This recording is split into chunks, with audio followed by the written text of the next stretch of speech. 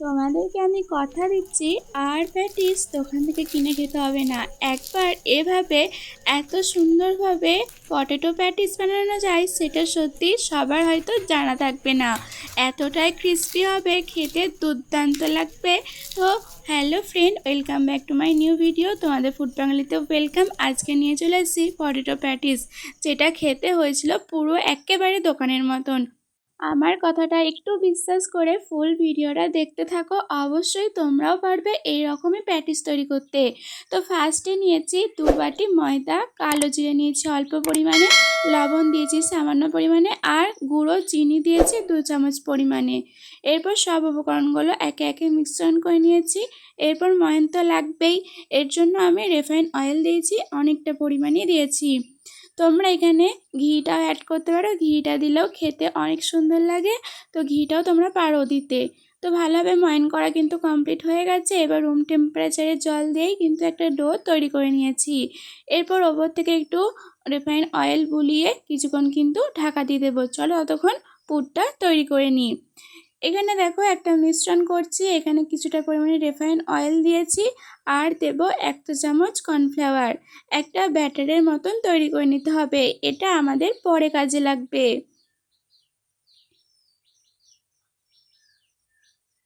কত সুন্দর একটা স্মুথলি একটা ব্যাটার তৈরি করা হয়ে গেছে। এরপর দেখো একটা প্যান চাপিয়ে দিয়েছি, সেখানে দিয়েছি সরিষার তেল, তোমরা এখানে অন্য তেলও ইউজ করতে পারো। আর দিচ্ছি গোটা জিরে আর কালো সর্ষে আর কারি পাতা, এটা স্বাদটা অনেকটা ব্যালেন্স করে। এরপর ছোটো ছোটো কুচিয়ে রাখা আদা আর লঙ্কা কুচো। এবার এটাকে ভালোভাবে নাড়াচাড়া করে নিচ্ছি। একটু যখন ব্রাউন ব্রাউন কালারের চলে আসবে তখনই কিন্তু আগে থেকে সিদ্ধ করে রাখা আলুটা দিয়ে দিতে হবে।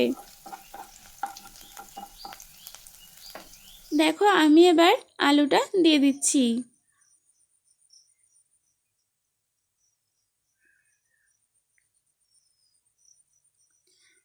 আলুটা কিছুক্ষণ নাড়াচাড়া করে নিচ্ছি। এরপর চলো এখানে কিছু মশলা অ্যাড করতে হবে, মশলাগুলো দেখে নিই কী কী মশলা লাগছে। সামান্য মশলা দিচ্ছি, আর এটা নিরামিষেতেই করছি, কোনো আমিষে করছি না। দেখো পরিমাণ মতো লবণ দিয়েছি, পরিমাণ মতো হলুদ দিয়েছি, জিরে গুঁড়ো ধনে গুঁড়ো দিয়েছি। তোমরা যদি আরেকটু ঝাল খেতে চাও তবে কিন্তু লাল মরিচ পাউডারটা অ্যাড করতে পারো। আমি আর ঝালটা দিইনি, ওই কাঁচা লঙ্কার ঝালটাই অনেকটা ঝাল ছিল, তাই আর ঝালটা দিইনি। এবার আলুটাকে কিন্তু বেশ কিছুক্ষণ ভাজা ভাজা করে নিতে হবে। এরপর ওপর থেকে ছড়িয়ে দিচ্ছি কিছুটা পরিমাণে কারি পাতা আর সিদ্ধ করে রাখা ছোলা।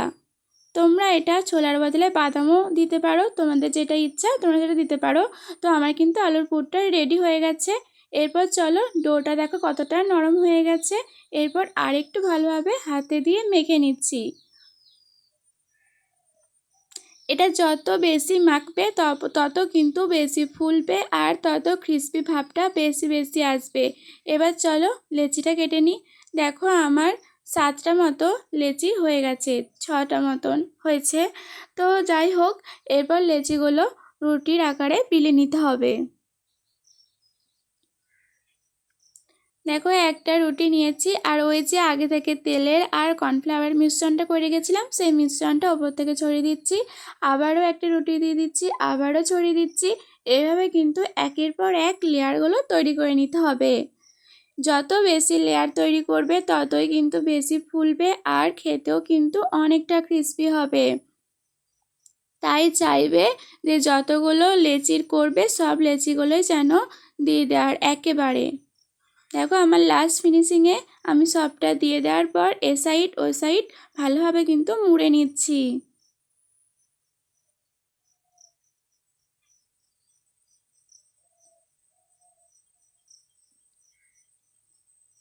এভাবে কিন্তু তোমরাও মুড়বে, যেরকমভাবে আমি দেখাচ্ছি সেভাবে তোমরাও করবে। দেখবে আশা করছি তোমাদেরও প্যাটিসটা দোকানের মতনই হবে, একটুও মনে হবে না যেটা ঘরে তৈরি করা। এত বড় একটা বিলতে হবে লেচির মতো। এরপর দেখো ছুরির সাহায্যে আমি কেটে নিচ্ছি। এটা 3 ভাগ করছি, তোমরা যতটা বড় রাখবে প্যাটিসগুলো সেরকম ভাগ তোমরা করবে।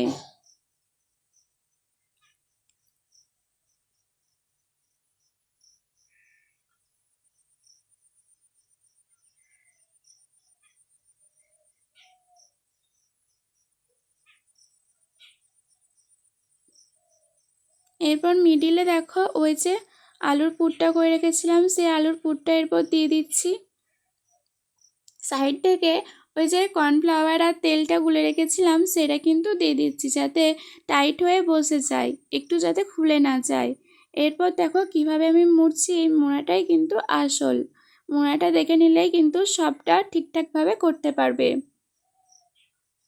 দেখো আমি মুড়ছি, সাইডগুলো কিন্তু মুড়িনি, যেখানটায় পুরটা আছে সেই গায়ে গায়ে কিন্তু মুড়ে দিচ্ছি। সাইডগুলো মুড়লে ফুলবে না, সাইডগুলো যত মুড়বে তত কিন্তু ফুলবে না, একেবারে চ্যাপ্টার মতন হয়ে যাবে। তাই পুরের গায়ে গায়ে ভালোভাবে মুড়ে দিচ্ছি, যাতে খুলে না যায় সেভাবে কিন্তু মুড়তে হবে। সব কটাই কিন্তু আমি এভাবেই কিন্তু মুড়ছি, তোমরা দেখো ভালো করে, তোমরা তাহলেই বুঝতে পারবে। আর এভাবেই কিন্তু তোমরাও মুড়বে, না হলে কিন্তু প্যাটিস মুচমুচে হবে না আর ফুলবেও না। পাশেতে দেখো একটা কিন্তু আমি কড়া আগে থেকেই গরম করতে দিয়েছিলাম লো ফ্লেমে। তো দেখো এরপর প্যাটিসগুলো কিন্তু তেলেতে দিয়ে দিচ্ছি। এটা লো ফ্লেমেই করতে হবে, হাই হিটে করলে হবে না, হাই হিটে করলে পুড়ে যেতে পারে। এটা যখনই ব্রাউন ব্রাউন কালার চলে আসবে তখনই কিন্তু এটা তুলে নিতে হবে। হাই ফ্লেমে করলে কী হয় বলো তো, মুচমুচে ভাবটা থাকবে না, লো ফ্লেমে করলে মুচমুচে ভাবটা থাকবে। তো দেখো আমার কিন্তু প্যাটিস রেডি। কোনো গেস্ট হুট করে চলে এলে এটা কিন্তু চটজলদি বানিয়ে দিতে পারবে বা রেখে দিতেও পারবে।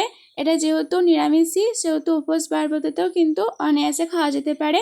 তো চলো তোমাদেরকে একটা ভেঙে দেখাই যে কতটা ক্রিস্পি হয়েছে। দেখো তো বন্ধুরা, তোমাদেরকে তো খুব সুন্দরভাবে একটা পটেটো প্যাটিস করে দেখালাম, এবার বাড়িতে চটজলদি ট্রাই করে নাও।